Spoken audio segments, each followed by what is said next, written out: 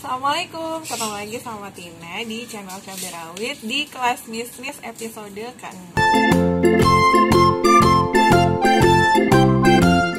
Nah, di episode ke-6 kali ini Tina akan sharing sama teman-teman semua gimana caranya propagasi tanaman hijau yang pada episode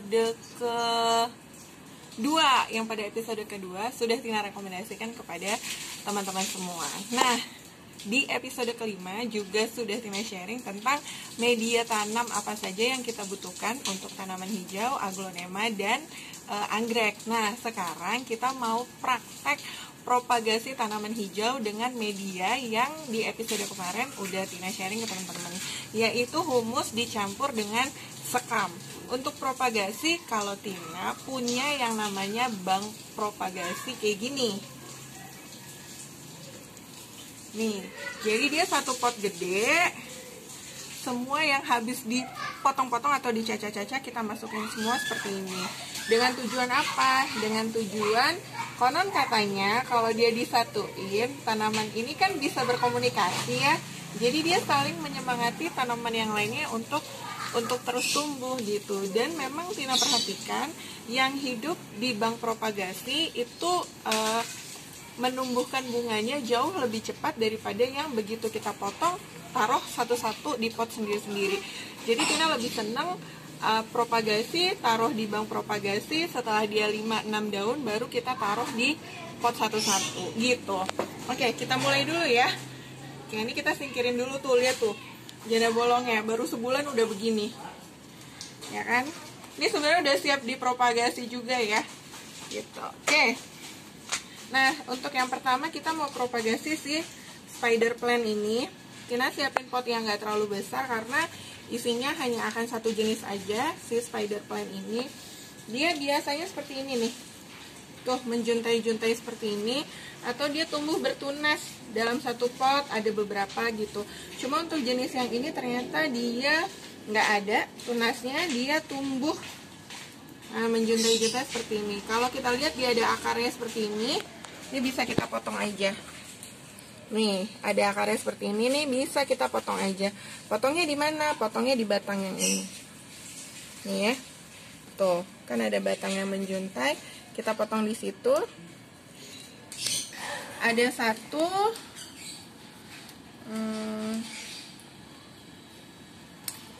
dua. Kalau masih kecil gini nggak usah, rawan mati ya. Satu lagi, ini udah gede banget. 3. Oh, ada 4.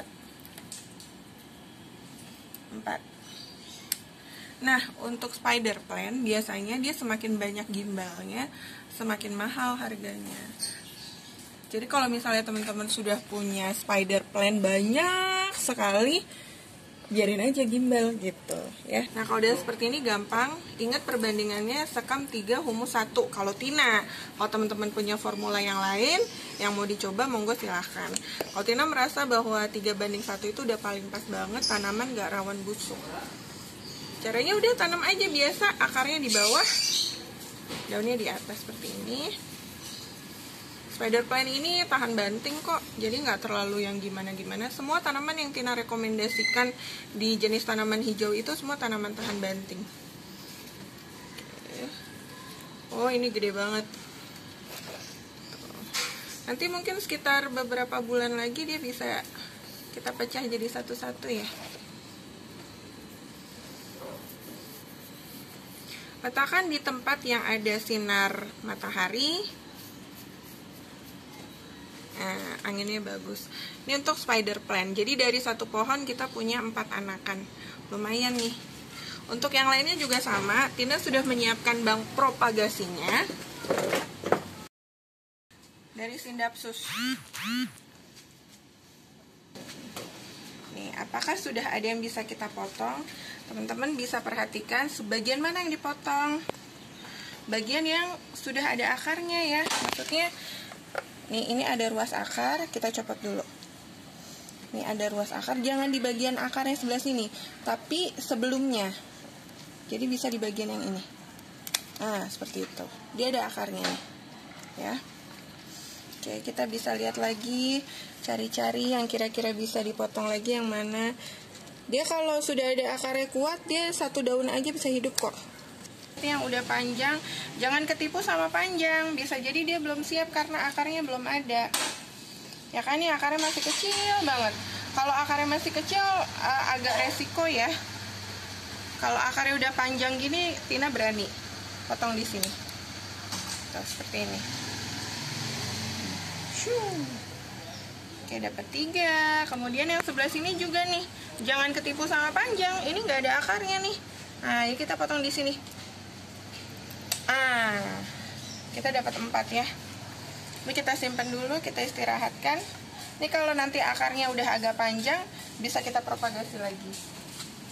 Ini Scindapsus tribi Moonlight. Nah, ini udah panjang-panjang akarnya. Nah, enak nih kalau kayak gini nih, teman-teman gak usah takut-takut.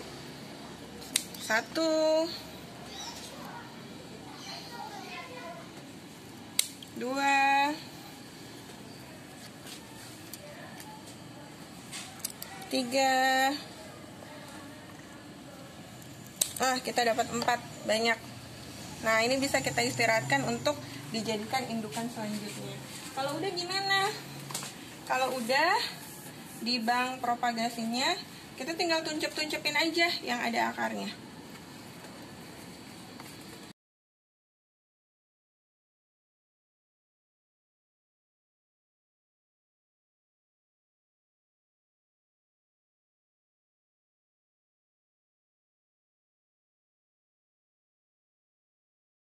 Nah, ini bank propagasi kita yang pertama ada 8, terdiri dari Scindapsus ya. Oke, ini bisa kita simpan di tempat yang agak teduh tapi kena sinar matahari pagi, dan jangan lupa dinutrisi dengan Jimmy Hunter tentu saja yang ZPT. Oke, untuk yang kedua, masih ada lagi. Untuk yang kedua kita propagasi Philodendron Brazil. Ini juga sama, mudah banget. Sirih gading yang manjula seperti ini. Sirih gading yang variegata yang joy. Satu lagi Adansonii. Tara, kita mulai dari yang Adansonii dulu ya. Kita potong dulu yang Adansonii. Tadi kata kuncinya adalah antaruas yang sudah memiliki akar. Jadi kalau ini beruas, kita potong tengahnya.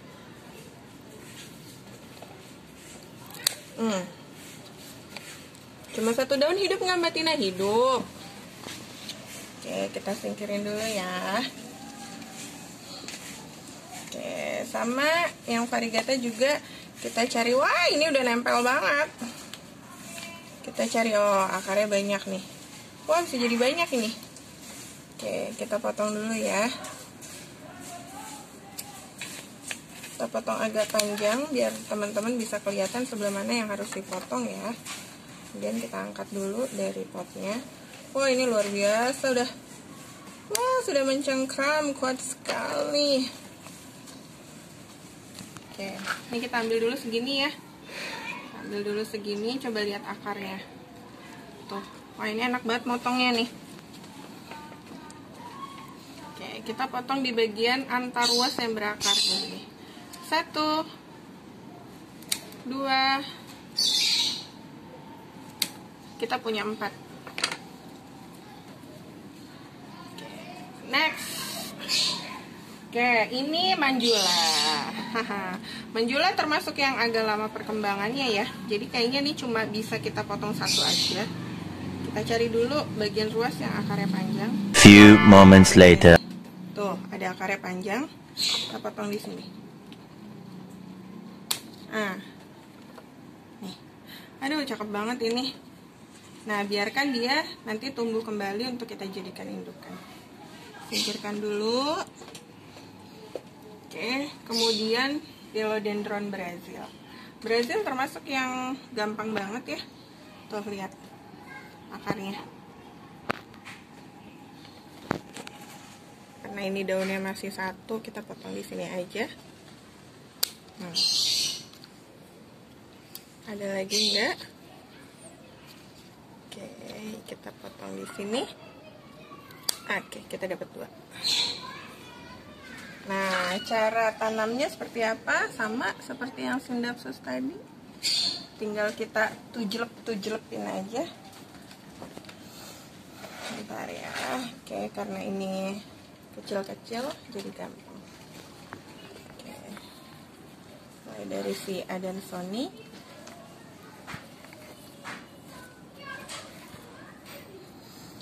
Hawa lagi sejuk ya, jadi sebenarnya enak banget buat propagasi. Dan kalau ditanya Mbak Tina waktu propagasi yang bagus tuh sebenarnya kapan sih?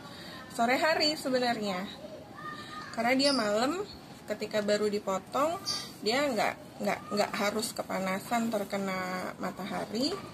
Jadi besok paginya ketika ada sinar matahari, dia sudah cukup segar dan sudah cukup siap untuk menerima sinar matahari, karena malamnya udah istirahat. Few moments later. Oke, sudah jadi semua. Nah, ini dia hasil kelas bisnis episode yang ke-6 tentang propagasi tanaman hijau. Sambil menunggu dia siap untuk dipindahkan pot sekitar 2-3 bulan lagi, teman-teman bisa menyiapkan media, bisa menyiapkan pot, dan tentu saja bisa menyiapkan sosial media yang kita butuhkan untuk memasarkan tanaman-tanaman kita. Bagaimana cara menyiapkan sosial medianya nanti kita bahas tuntas di episode 7. Dan inilah dia episode 6. Teman-teman silakan mencoba, boleh sharing nanti di kolom komentar hasilnya seperti apa, dan terima kasih udah nonton channel Cabai Rawit. Assalamualaikum.